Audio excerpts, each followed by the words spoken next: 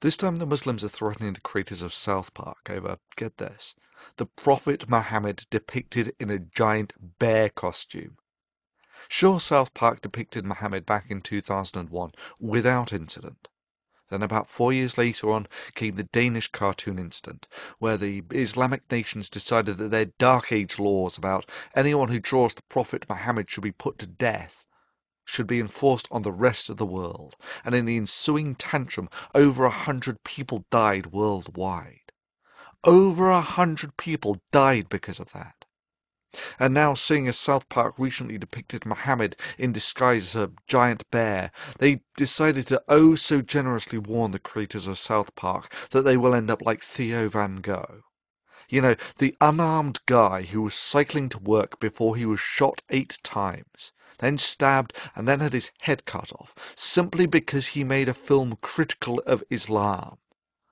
Bravo on a prime example of why your religion has no place in the first world. You see, all that barbaric stuff in the Quran about cutting off arms, legs, tongues, heads and so on, Sharia law you call it. You know, all that stuff that you actually enforce in the Middle East about stonings and whatnot. There's similar stuff in the Bible, you know, utterly destroy those who don't buy into the religion and stone disobedient children and whatever. However, ultimately, after 1,500 years of acting very much as you do now, it was convinced in the Enlightenment that that really wasn't the way forwards. Mankind moved forward out of the age of religion and into the broad sunlit uplands of the age of reason and the first world, and it's never looked back since.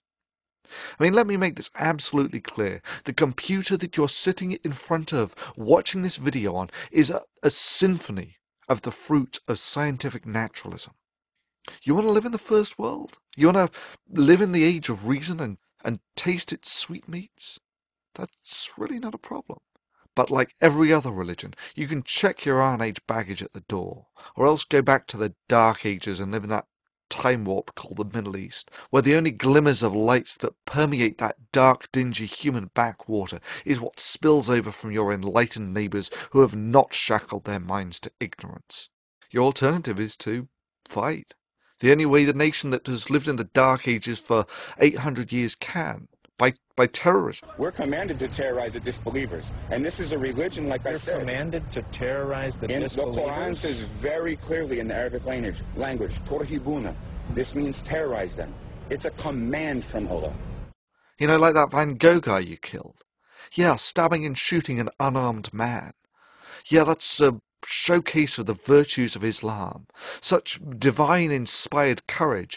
After all, there's no better way of showing that yours is the religion of peace and enlightenment than by shooting and stabbing an unarmed man, and then threatening others with the same fate.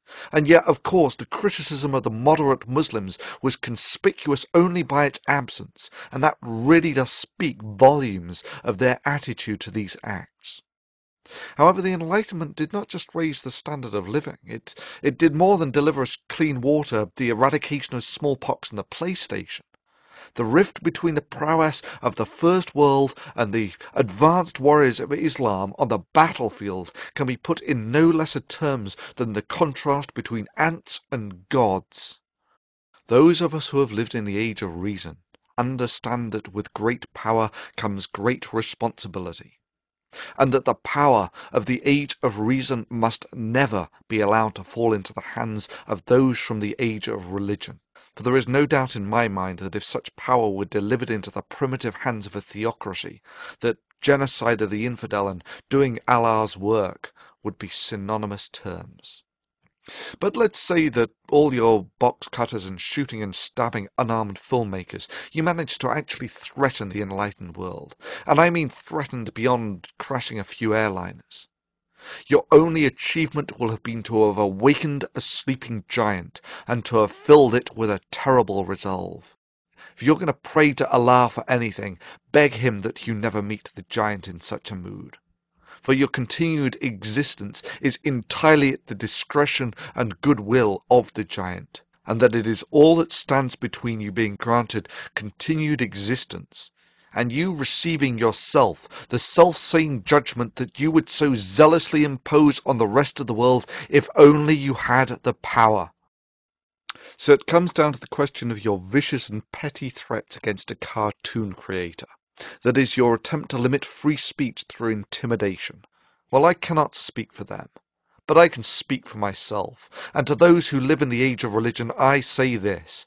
This is the blasphemy that you find so offensive. This is the Prophet Muhammad depicted as a squirrel in slow motion. I did this.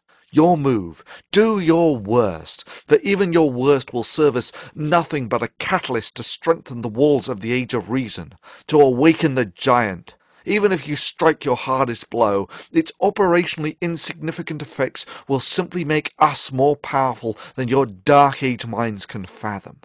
All you can do is set these words to resonate down the halls of eternity. You see, you cannot shoot words, you cannot behead an idea, and you cannot intimidate concepts, and if you try, the fulfillment of your worst threat will serve as nothing but an icon, written in the blood of the free, that you have no place in the first world.